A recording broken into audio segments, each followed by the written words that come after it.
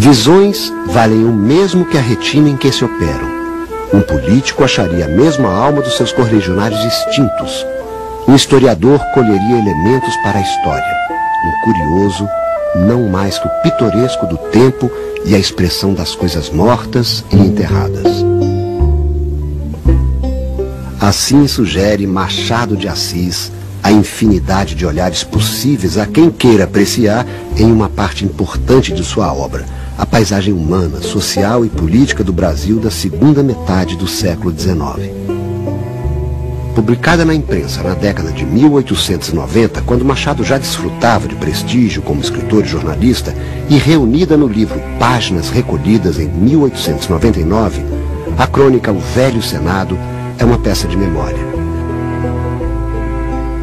Machado revive o antigo parlamento brasileiro e uma galeria de protagonistas extintos, símbolos de uma época em que o Brasil construía as bases de seu projeto como nação.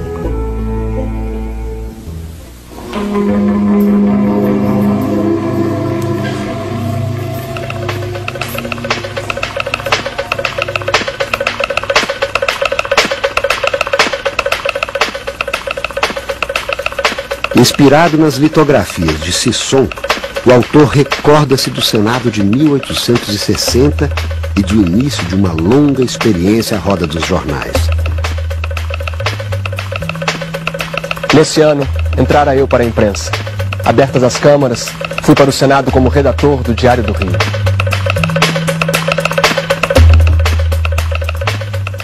A crônica começa com essa lembrança do Machado do que era o trabalho dele como correspondente, como jornalista responsável em cobrir para o Diário do Rio de Janeiro as sessões do Senado.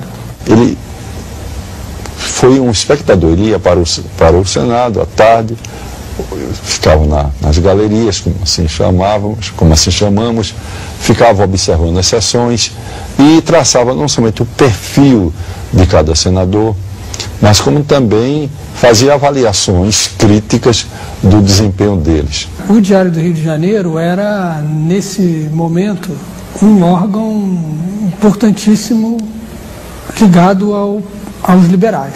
Ele era liberal na juventude, né? E sem dúvida bem mais idealista do que ficou sendo nos anos 90, por exemplo, no fim da vida dele, né? O Senado Imperial foi instalado no antigo Palácio Conde dos Arcos, residência do primeiro vice-rei da ainda colônia brasileira, mesmo edifício que abrigou mais tarde o Senado da República no Campo de Santana. Atualmente, o velho edifício é ocupado pela Faculdade de Direito do Rio de Janeiro. Para avaliar bem a minha impressão diante daqueles homens que eu vi ali, juntos, todos os dias, é preciso não esquecer que não poucos eram contemporâneos da maioridade.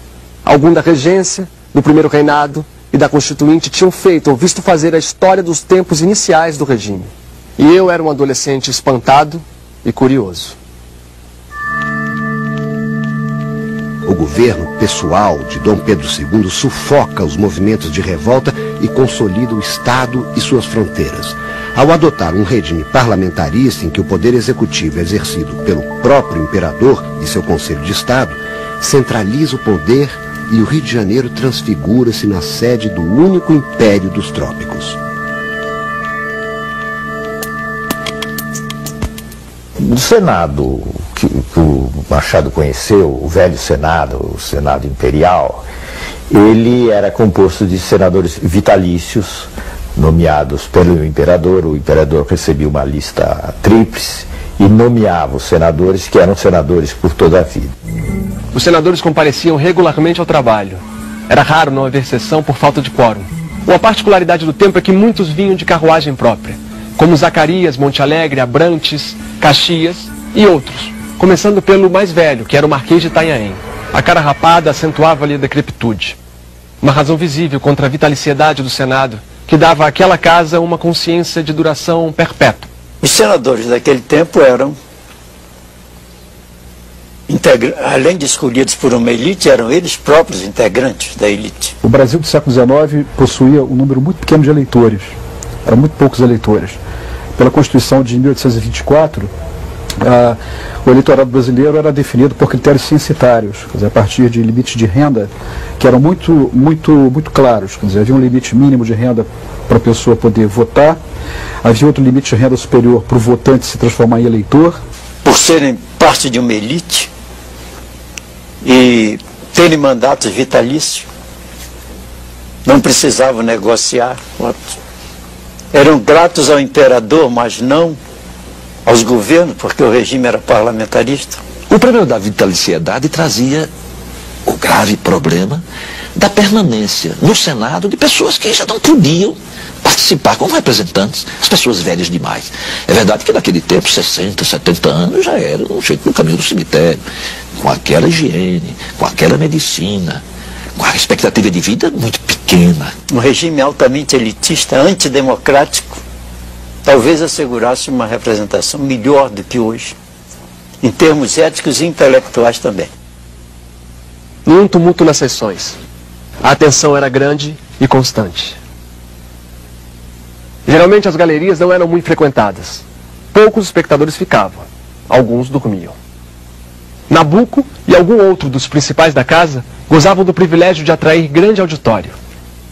Nessas ocasiões, eram admitidos ouvintes no próprio salão do Senado. Ele descreve aquelas figuras que andavam mais como umas sombras, aqueles velhos, que vinham muitos deles desde do ato adicional. Sinimbu, por exemplo, Canção de Sinimbu vinha, tinha quase 90 anos, Cotegipe, Zacarias, quase todos eles passaram, o Caxias passou pelo Senado, compreendeu, Itaboraí. Isso me ajudou a ampliar um pouco o conhecimento do que seria o Senado naquele tempo. E que eu descobri outras personalidades que eu não sabia. Eusébio Queiroz, por exemplo, eu não sabia. Eu não sabia do orador que ele era da época. Nabuco, Zacarias. O conselheiro Nabuco de Araújo, que era baiano, pai de Joaquim Nabuco. Eram figuras que representavam aquela velha história que se dissolvia. Não faltavam oradores. Uma só vez ouvi falar a Eusébio de Queiroz, e a impressão que me deixou foi viva. Era fluente, abundante, falou na qualidade de chefe do Partido Conservador, ou Papa. Itaboraí, Uruguai, Saião Lobato e outros eram cardeais, e todos formavam o consistório. Era a tarde da oligarquia, o crepúsculo do domínio conservador. Num ambiente político saturado de romantismo, o que mais se estimava nos homens públicos até então era a capacidade de fazer discursos. Vinham aqueles homens circunspectos, graves, elegantes, de cartola e chapéu, e vinham para as sessões do Senado. E lá faziam discursos muito prolixos sobre os assuntos todos. O estilo era diferente, era aquele estilo pomposo, condoreiro, cheio de imagens, vazio de conteúdo. O parlamentar se caracterizava no tempo no tempo do Machado de Assis e até meados do século passado, como um tribuno. Ele tinha que saber falar. No tempo de Machado, por exemplo, você assumia uma oratória. Você não podia ir para a tribuna de forma a desgastar a língua e os seus princípios. Como observador nas galerias, Machado também testemunhou momentos históricos do parlamento. Assistiu ao triunfo oratório de José Maria da Silva Paranhos, quando este foi ao Senado em defesa da sua atuação nas delicadas questões do Rio da Prata. Paranhos foi demitido e, aberta a sessão parlamentar, cuidou de produzir a sua defesa. Era 13h quando o presidente deu a palavra ao senador por Mato Grosso. Eram 21h quando ele acabou. Estava como no princípio, nenhum sinal de fadiga nele, nem no auditório que o aplaudiu. Foi uma das mais fundas impressões que me deixou a eloquência parlamentar. A partir do Diário do Rio de Janeiro, Machado inicia uma longa trajetória na imprensa como jornalista e crítico dos costumes da corte. Entre a publicação de peças de teatro, críticas literárias, contos, poesias e seus mais famosos romances, escreveu para o Diário do Rio entre os anos de 1861 e 1867 uma série de crônicas, comentários da semana, ao acaso e cartas fluminenses. Entre 1883 e 1896, na Gazeta de Notícias publica suas séries mais famosas: Bons Dias, Balas de Estalo e A Semana. Estamos falando de mais de 700 crônicas escritas ao longo de 4 décadas. Machado acompanhou a vida social, política e histórica do Brasil, como poucas vezes eu vi um autor fazê-lo. De maneira que tudo o que acontecia na sociedade brasileira daquela época não escapou ao olhar vigilante e quase sempre irônico de Machado de Assis.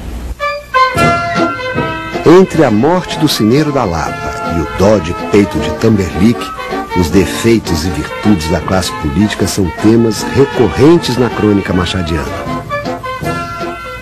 Com sua mordacidade, com seu espírito muito crítico, ele nem sempre tratava os senadores bem. É uma crítica de determinados hábitos políticos que permaneceram da corte portuguesa no Brasil. Esse caráter estamental, hierarquizado da sociedade do antigo regime, tinha correspondência numa etiqueta de corte, num cerimonial de corte.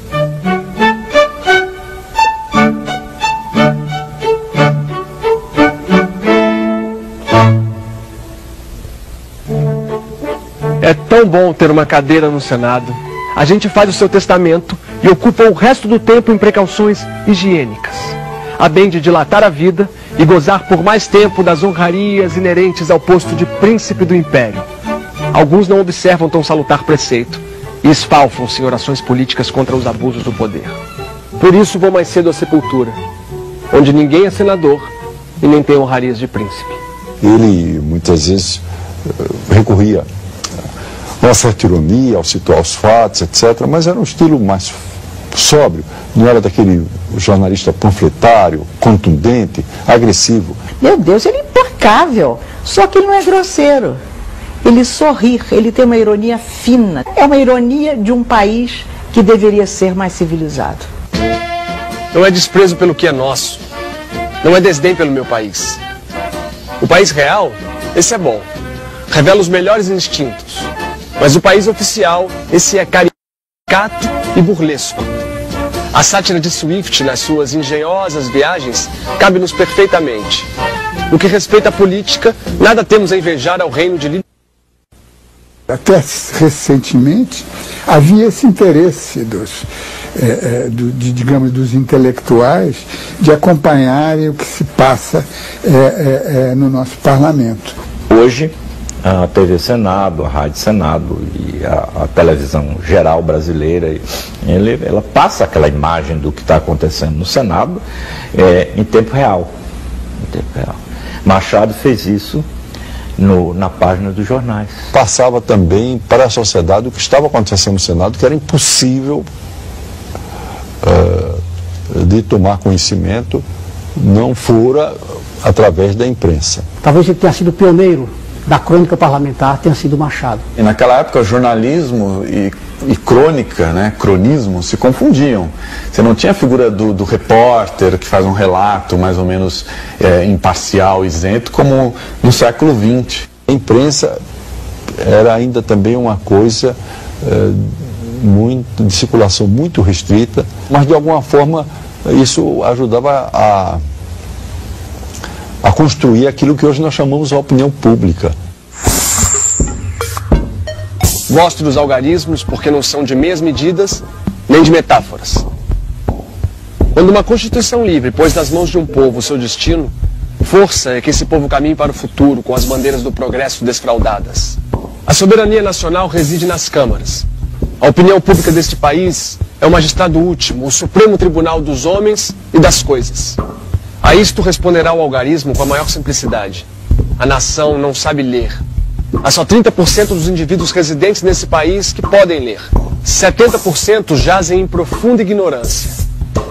É não saber o que ele vale, o que ele pensa, o que ele quer.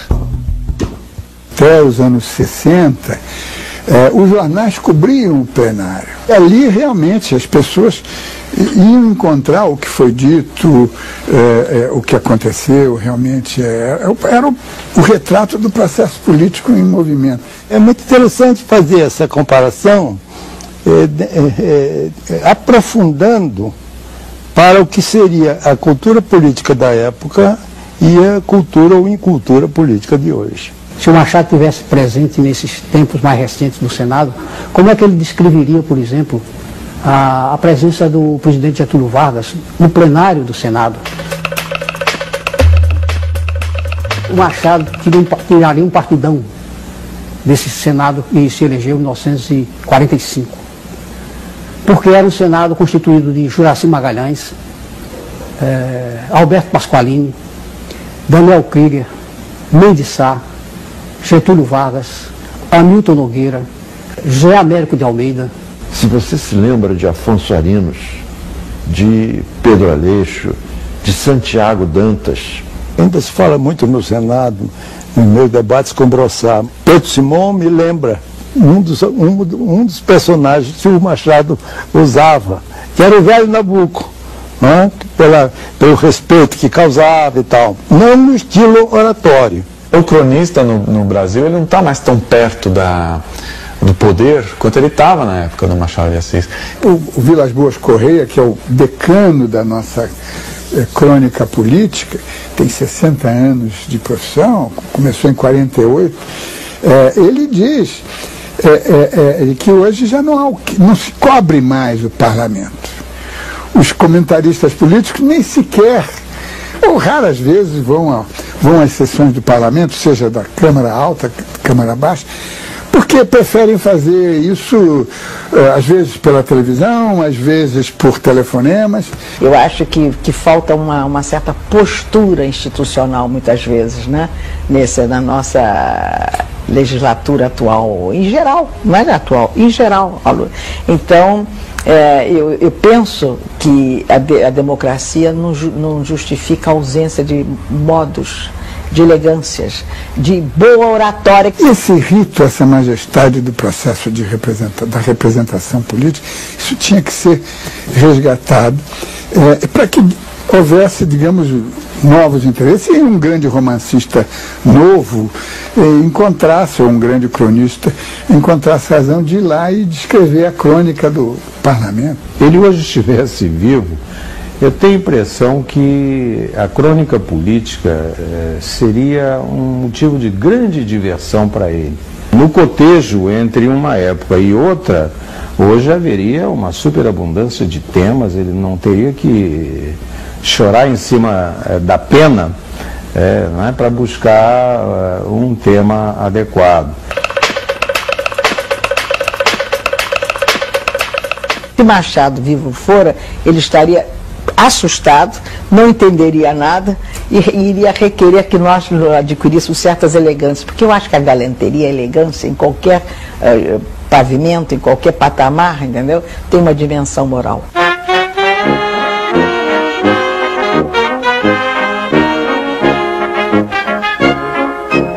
Uma coisa é a carta, outra coisa é o discurso.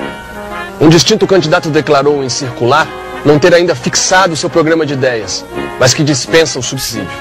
A intenção do candidato é de certo reta e pura. Mostra que ele desdenha ouvir metal.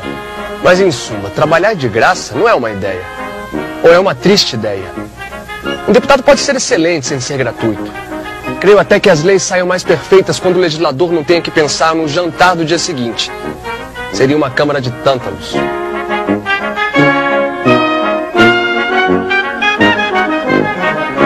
Um legislador, uma legisladora, que agora já temos mulheres igualmente, não na medida desejada, né? Ele tem que saber que ele também é um defensor fazer apologia de uma elegância cívica. Isso acho que nos falta muito, muito, muito. E quando falta elegância cívica, faltam razões políticas de defender o povo.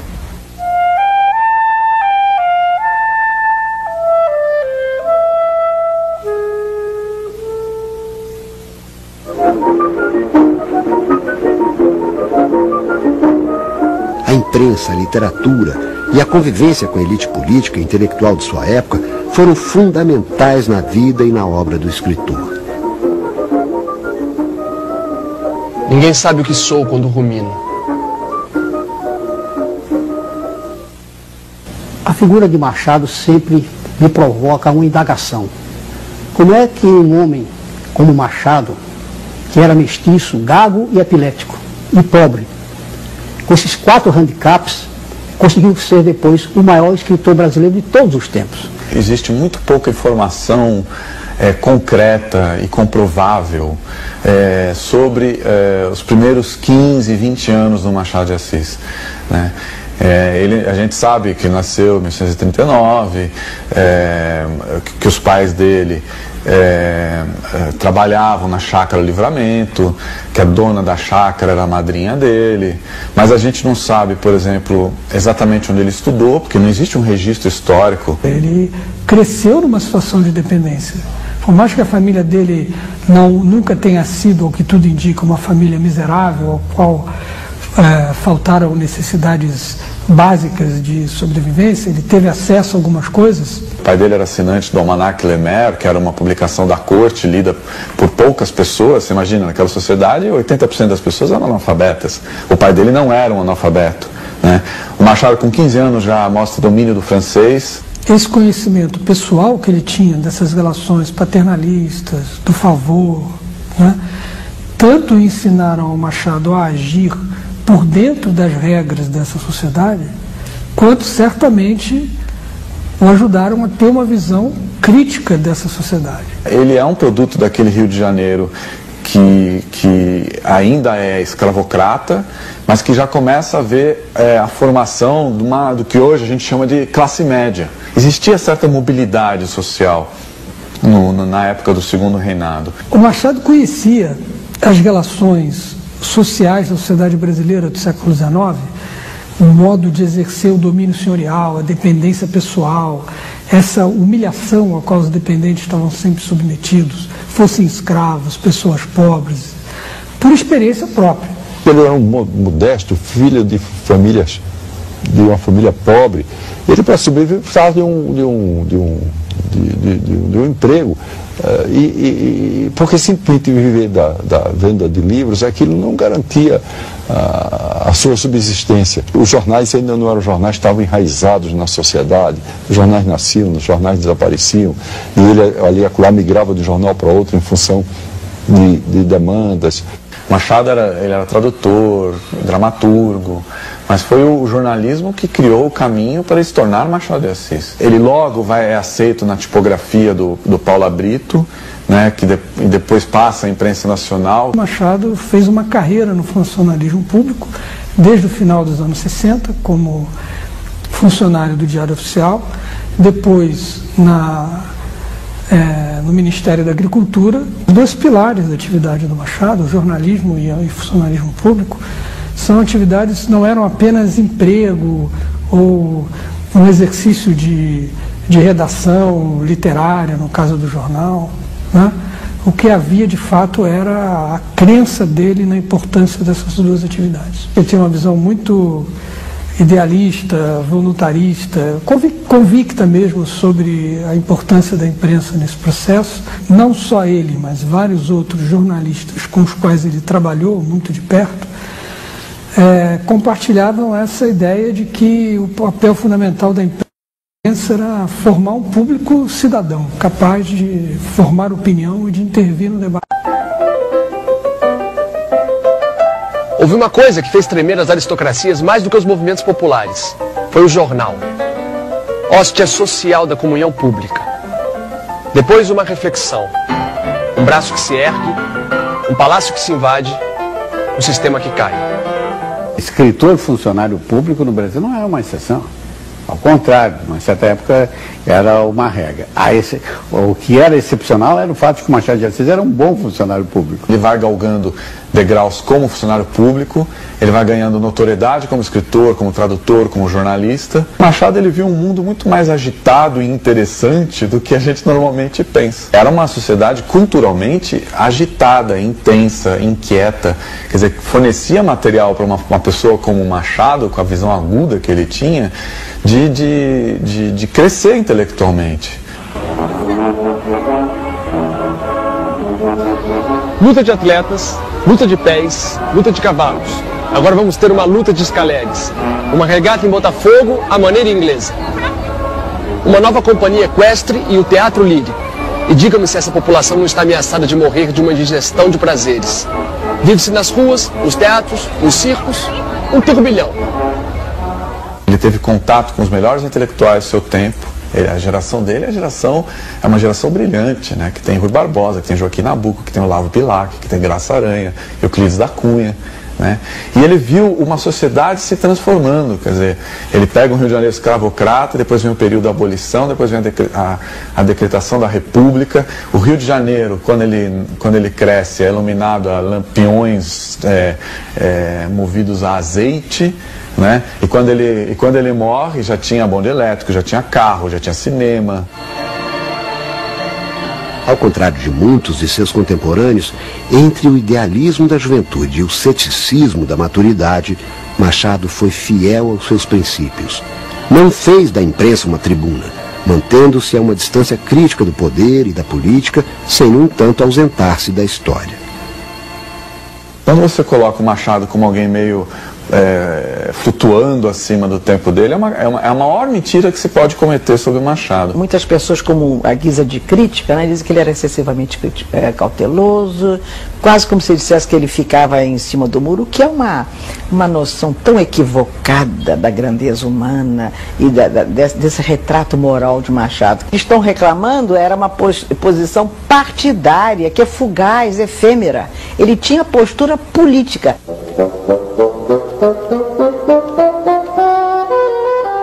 O que há de política? O silêncio é a resposta. A tela da atualidade política é uma paisagem uniforme.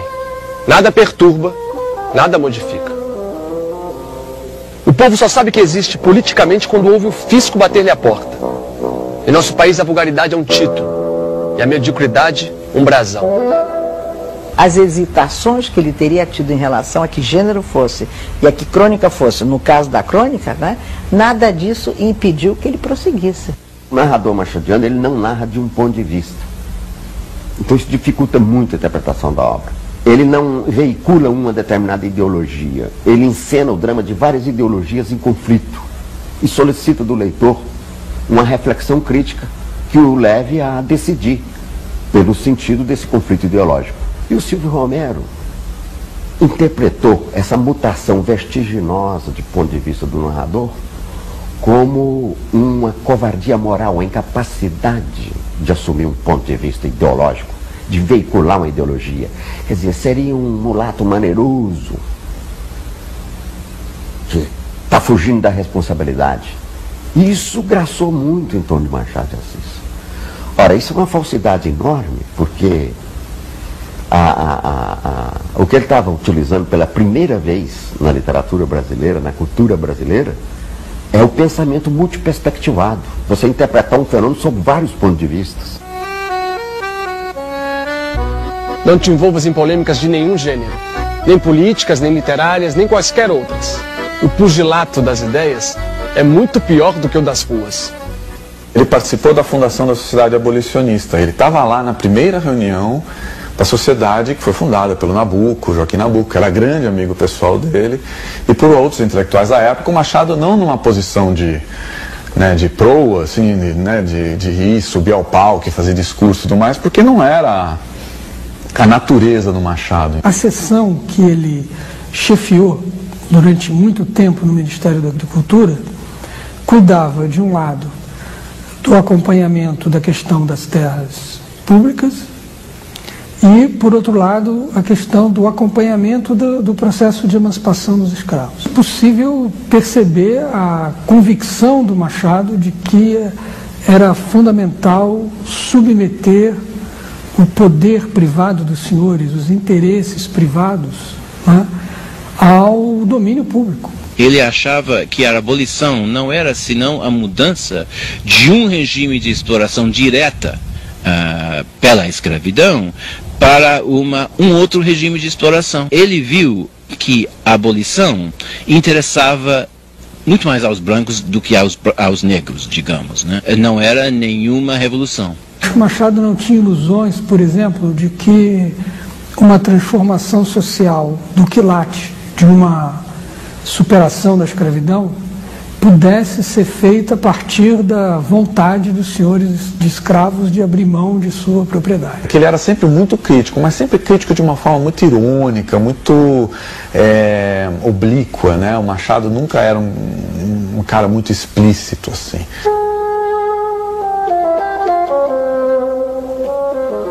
Bons dias. Eu pertenço a uma família de profetas après-coup, pós-facto, depois do gato morto.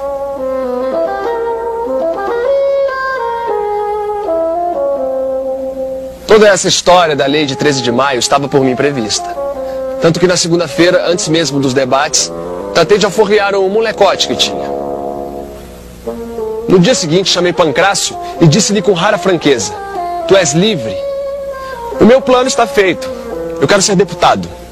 Os homens puros, grandes e verdadeiramente políticos não são os que obedecem à lei, mas os que se antecipam a ela. Dizendo ao escravo, és livre, antes que o digam os poderes públicos, sempre retardatários, trôpegos e incapazes de restaurar a justiça na terra para a satisfação do céu."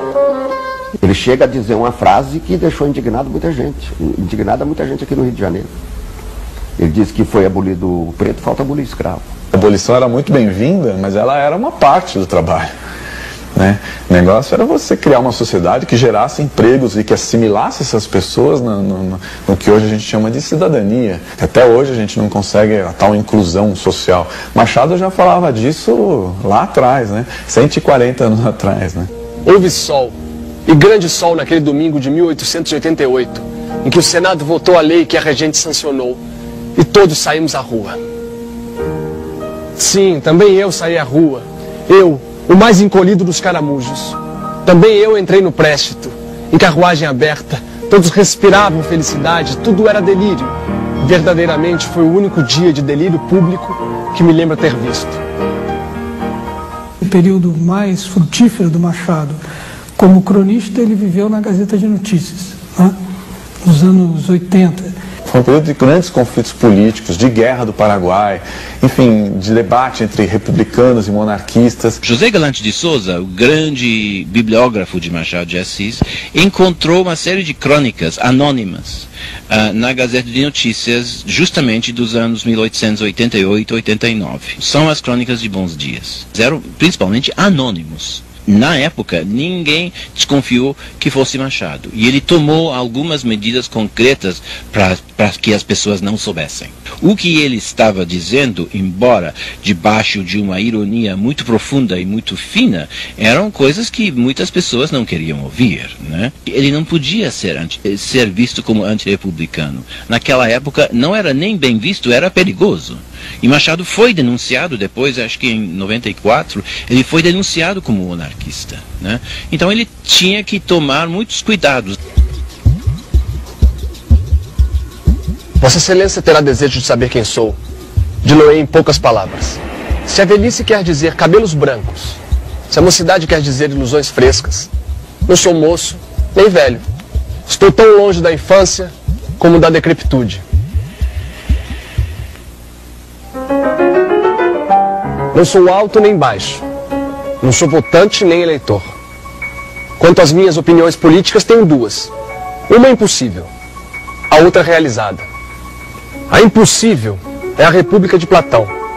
A realizada, o sistema representativo. Se a gente verificar a Europa, a queda das monarquias com a implantação das repúblicas, então a gente verifica que é um momento extraordinário de emancipação, onde vem a ascensão do terceiro estado da burguesia, onde vem a limitação do poder, por exemplo, da aristocracia, uma grande conquista social. Mas no Brasil não. Machado percebeu que no Brasil a burguesia não cumpriu esse papel de desestabilizar, por exemplo, a aristocracia e dar um avanço em conquistas sociais. Machado era o que se chamaria na época monarquista liberal. Ele não era republicano, mas ele também não era conservador. E ele queria que a monarquia, o regime de Dom Pedro II, o segundo reinado, evoluísse para uma coisa mais liberal, sem escravidão, etc, etc. Ele era evolucionista nesse sentido, né? Ele achava que mais adequado para o Brasil era uma monarquia constitucional, né, ao estilo inglês, né, com parlamento, com liberdade de expressão plena e tudo mais, não uma monarquia absolutista francesa. Ele achava que o Dom Pedro II, depois de uma certa idade, quando começou a viajar muito, a ficar muito ausente, que a Isabel tinha que assumir, se tornar rainha e fazer o terceiro reinado. Eu peço aos deuses que afastem do Brasil o sistema republicano, porque esse dia seria o do nascimento da mais insolente aristocracia que o sol jamais alumiou. Ele, tal como o Joaquim Nabuco, se assustou um pouco quando veio o golpe dos republicanos e a República se instalou no Brasil e acabou logo aceita e assimilada, né? A República até hoje é um mistério, né?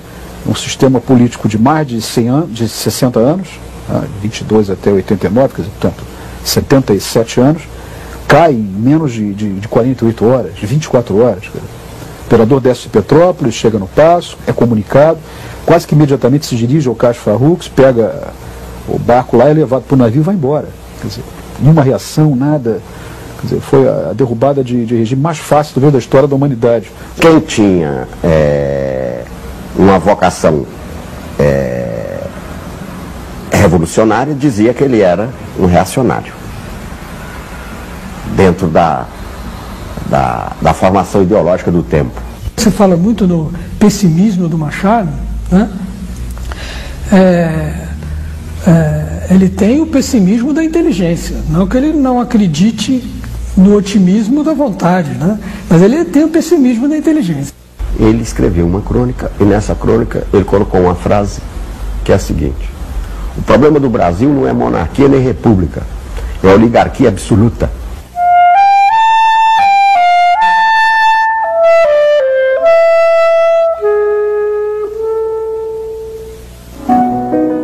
Em 1896, Machado de Assis, juntamente com José Veríssimo, Lúcio de Mendonça, Joaquim Nabuco e outros escritores, cria a Academia Brasileira de Letras.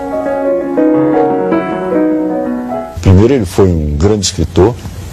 Em segundo lugar, ele foi uma pessoa que teve uma preocupação com a vida política do país. E em terceiro lugar, ele foi uma grande personagem também no campo cultural. O que vai ajudando a forjá-lo, né, é a complexidade brasileira. Esses primeiros esboços da nossa nacionalidade, nós precisamos nos definir melhor como nação. Ele era uma pessoa preocupada com o país, com as suas instituições. Há grandes discussões políticas, discussões civilizatórias, podemos dizer isso. Para que lado vai esse país? Que país era aquele? Há um projeto cultural no Brasil. Tanto é verdade que origina-se desse projeto cultural o nascimento, a criação da Academia Brasileira de Letras. Ideias estavam surgindo e os jovens brasileiros estavam muito instados a se pronunciar. Daí essa proliferação de jornais. No Brasil, o jornalismo sempre foi um caminho para o escritor construir sua carreira, né? O jornalismo é uma literatura sob pressão da hora, do espaço e do tempo, mas não deixa de ser uma literatura.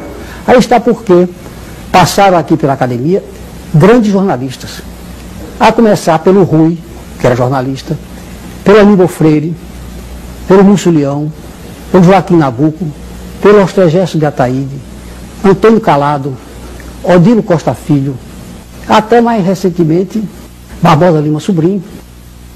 Carlos Castelo Branco foi grande repórter político, grande comentarista político, grande cronista político e que acabou na academia. Otto Lara Rezende, esse foi repórter político. A coluna do Castelo no JB era uma espécie de recado permanente para a área política. Um híbrido de jornalismo e literatura. A originalidade da crônica brasileira E as gerações de escritores que a cultuaram subverteram o tempo e os preconceitos e a consolidaram como um gênero literário que tem em Machado uma referência absoluta. A crônica é um gênero que desenvolveu-se muito no Brasil e existe até hoje no Brasil, mas é de origem francesa. O feuilleton, que você traduziria diretamente como folhetim. O jornal tinha aquela parte noticiosa, né? Muito texto, pouca foto, pouca imagem, e tinha uma parte que eram os chamados romances folhetins, que eram obras de ficção, em geral francesas, às vezes inglesas, que vinham de navio e eram publicadas capítulo por capítulo durante as semanas. E além disso, havia um espaço que em geral era aos domingos, no rodapé, onde um jornalista, né, ou que ele chamava na época um folhetinista, tinha que comentar os assuntos da semana. Era um lugar de reflexão, um lugar de sonho, um lugar de costumes, né, um lugar de observação. A partir do José de Alencar e do Machado de Assis, começou a se constituir um gênero. Ele percebe que a crônica é uma apropriação literária de um instinto humano, que é o instinto de comentar a vida. Tinha um olho muito aguçado para a realidade e tinha um talento literário para descrever essa realidade e combinou na crônica esses dois atributos, né? Ele é um comentador que tira valores morais de fatos absolutamente insípidos em si mesmo, né? Que tira uma dimensão de transcendência de dados da natureza, da mudança do frio para o quente, né? Que tira de uma mudança de gabinete uma visão profunda do processo histórico maior. Tempo de guerra, mentira como terra. O grande laboratório era a Rua do Ouvidor. Nessa rua faz-se e desfaz-se mais depressa um gabinete do que eu escrevo essa crônica. Já me aconteceu ter notícias de 3 ministérios entre a Rua da Quitanda e o Ponto dos Bondes. No Brasil, realmente é um fato espantoso que a crônica, tendo vindo de uma visão, como disse o Antônio Cândido, ao rés do chão, né, tenha sido capaz de captar tanta coisa importante da vida brasileira. Não só em termos do nosso modo de ser, das nossas manias, dos nossos vícios, e dos nossos sentimentos mais sem nome, mas também captar a alta poesia que ela é capaz de captar muitas vezes. Isso nunca constituiu um gênero. E hoje constitui, é um gênero. Você vê livros de crônicas, né? Existe um formato, existe o cronista por excelência, que é o Rubem Braga. Ele foi só cronista, né? Ele não tem romance, ele não tem conto, não tem poesia, ele é o cronista por excelência. E ele é o auge, assim, quer dizer, eu acho que foi ele o grande paradigma, né? Mas tudo vem ali, né? De toda essa história. Todos os cronistas modernos beberam, né? Bebem no Machado de Assis. Por ser um gênero muito democrático, né? Quer dizer, muito aberto, tudo, né? Você pode fazer na crônica. Dá para falar da visão que tem o cronista de alguma coisa que está acontecendo, mesmo que essa coisa não seja relevante do ponto de vista factual, mas que seja relevante do ponto de vista emocional, né? A crônica, ela não pode ser grave, ela pode falar até de assuntos graves, mas ela não pode ser solene, né? Não tem, a solenidade acaba com a crônica, né? O contato com a realidade que a crônica permitia é um dos lados que compõem esse processo, né, que ele vai enfrentando na maneira de ver o mundo, na maneira de figurar esse mundo literariamente. A melhor lição dele, o legado dele, a meu ver, é que mostrar que a crônica é um gênero que se trabalha com a sensibilidade, né? Muito mais do que com a razão. As metáforas do Machado falando de crônica são todas sensoriais, né? Ele fala, um texto dele muito conhecido. O folhetinista é a fusão admirável do útil e do fútil. O parto curioso e singular do sério consociado com o frívolo. Todo o mundo lhe pertence. Até mesmo a política. Um dos modos de nós entendermos como é que o Machado de Assis relacionou com o seu mundo e a forma artística que ele deu a isto depende da compreensão das crônicas. As pessoas olham a ficção no Machado como se fosse uma coisa dissociada do jornalismo no Machado. E não é. Uma coisa dialoga com a outra intensamente. Há aspectos da atitude do narrador e procedimentos de construção e mesmo de visão da realidade, né, que estão articuladas, esses procedimentos estão articulados nas crônicas e são uma ponte para a gente entender os demais gêneros. A crônica era, sobretudo, importante pela liberdade que dava a ele. Quando você lê os primeiros romances, por exemplo, os romances dos anos 70, às vezes são bastante chatos, porque Machado tinha que se ater a uma regra, a uma convenção, a um romance como se devia escrever. A crônica ela é importante no Machado como técnica e ela é importante como captação de um mundo que se transforma cada vez mais de uma forma acelerada. Crônica você pode ser mais brincalhão, você pode ser mais irônico. Ele acompanha essa aceleração do tempo, que significa a chegada das modernidades, né? Tannhäuser e bondes elétricos. Temos finalmente na Terra essas grandes novidades. Cairão de uma vez o burro e verde? Tudo depende das circunstâncias.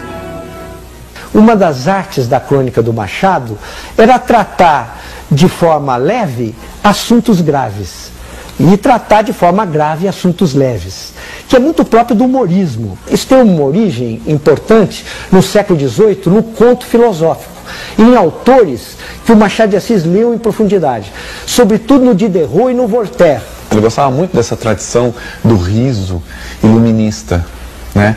E ao mesmo tempo ele era moderníssimo nos procedimentos literários dele, né? Ele foi muito influenciado pelo Lawrence Sterne, né? Autor do Tristan Shandy, que é uma influência direta sobre o Memórias Póstumas do Brás Cubas. A tal da pena da galhofa e a tinta da melancolia parecem inevitáveis diante do quadro que está ali. O senhor deputado Penido censurou a Câmara por lhe ter rejeitado 2 emendas. Uma que mandava fazer desconto aos deputados que não comparecessem às sessões. Outra que reduzia a importância do subsídio. O subsídio não é vencimento no sentido ordinário, pro labore. É um modo de suprir as necessidades do representante. O fato de não ir à Câmara não quer dizer que não trata dos negócios públicos. Em casa pode fazer longos trabalhos e investigações. A mais bela freguesa dos nossos armarinhos não pode impedir que eu, olhando para ela, resolva um problema de matemáticas. Arquimedes fez uma descoberta estando no banho. A obra ficcional do Machado de Assis nasce, num primeiro momento, de uma mescla de gêneros, de um experimentar à mão em muitas direções diferentes, no teatro, nas brincadeiras teatrais, quer dizer, na crônica de costumes, no continho ligeiro. Né?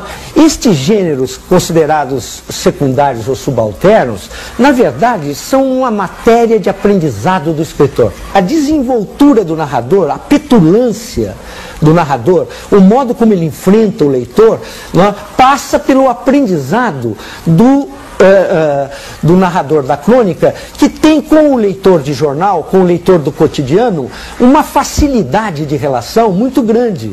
Essa capacidade de estabelecer o contato com o outro, com a alteridade, é muito grande em Machado, e ele se tornou o mestre da crônica, que a gente pode chamar a crônica literária.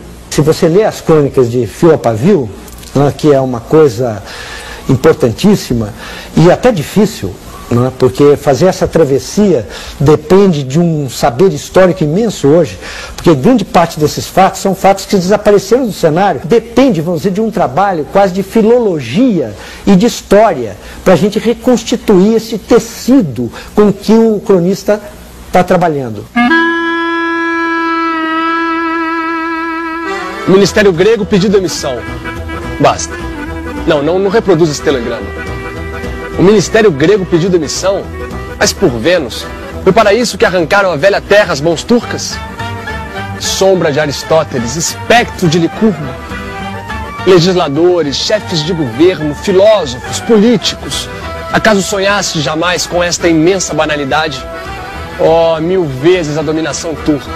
Horrível de certo, mas pitoresca. Ele pratica uma espécie, como eu disse no ensaio de anos atrás, de metafísica de quinquilharias. compreende? E ele é capaz de captar com isso também os solavancos da vida política brasileira, porque ele nunca reconhece de imediato a grandiosidade dos fatos políticos que estão dados na página do jornal. Esta reconsideração é uma reorganização da matéria. Essa reorganização é uma leitura profunda da experiência histórica. Eu, quando vejo um ou dois assuntos puxarem para si todo o cobertor da atenção pública, deixando os outros ao relento, o Machado e o Zé de Alencar, que começam praticamente o gênero, passam de fato uma tocha, né, que se transmite depois ao França Júnior, né, Manuel Antônio de Almeida, e que vai adiante, depois na literatura finissecular, com o Olavo Bilac, né, os parnasianos, que escrevem crônicas também, e que vai passando, né, por simbolistas, né, o Raul Pompeia. Houve um grande poeta modernista, né, que não tenha sido também um grande cronista. Antes de ir adiante, é preciso saber a ideia que faço de um legislador e a que faço de um salteador. O legislador é o homem deputado pelo povo para votar os seus impostos e leis. É um cidadão ordeiro. Redige, discute, vota as regras do governo, os deveres do cidadão, as penas do crime. O salteador é o contrário. O ofício deste é justamente infringir as leis que o outro decreta. Tem por gosto, prática e religião tirar a bolsa aos homens e, se for preciso, a vida. Foge naturalmente aos tribunais e, por antecipação, aos agentes de polícia. Uma espingarda, um punhal, olho vivo, pé leve e mato. Pouca literatura do mundo pôde contar com um escritor tão agudo, com uma vivacidade tão grande, né, capaz de tirar de quase nada dessa matéria misturada do cotidiano valores que nos trazem, que nos obrigam à reflexão até hoje. Imaginai com que alvoroço li esta notícia de uma de nossas folhas. Na Grécia, foi preso o deputado Tales e expediu-se ordem de prisão contra outros deputados por fazerem parte de uma quadrilha de salteadores que infesta a província de Tessália. Sim, essa mistura de discurso e carabina, esse apoiar o ministério com um voto de confiança às 2 horas da tarde e espreitá-lo às 5, à beira da estrada para tirar-lhes o resto do subsídio, não é comum nem rara, é única. As instituições parlamentares não apresentam em parte nenhuma esta variante. Não é o fato dele estar adiante do seu tempo, mas o fato dele nos ajudar a pensar o nosso próprio tempo, pela capacidade que ele tem de transmitir a complexidade do dele.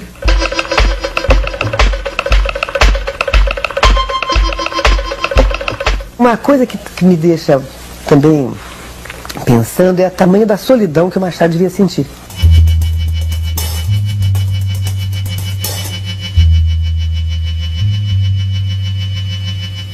Machado é um homem complexo por isso.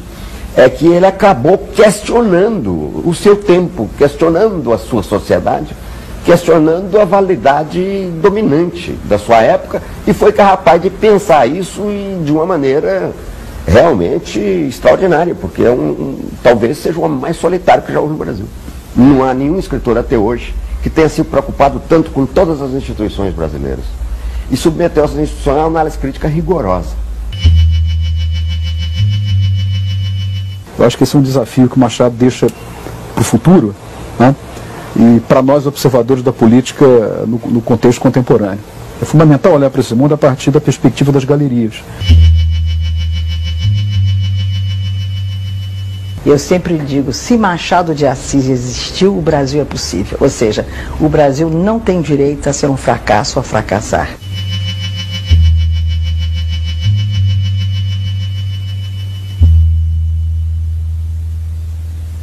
O Machado é um gênio, mas não é um gênio tribal, porque é um gênio tribal, né? Pode haver. Ele é um gênio canônico, institucionalizado. É um gênio em qualquer instituição humana, em qualquer trajetória civilizatória. Escrever para ele era uma natureza profunda, né? Ele era um animal escritor, era um animal criador, um animal artista. Abatido por um longo período de doenças, Machado morre no dia 29 de setembro de 1908. Foi consagrado em vida como expressão de sua época e exceção a ela. Adeus, minha ilusão de um instante. Tudo continua a ser velho. Nihil sub sole novum.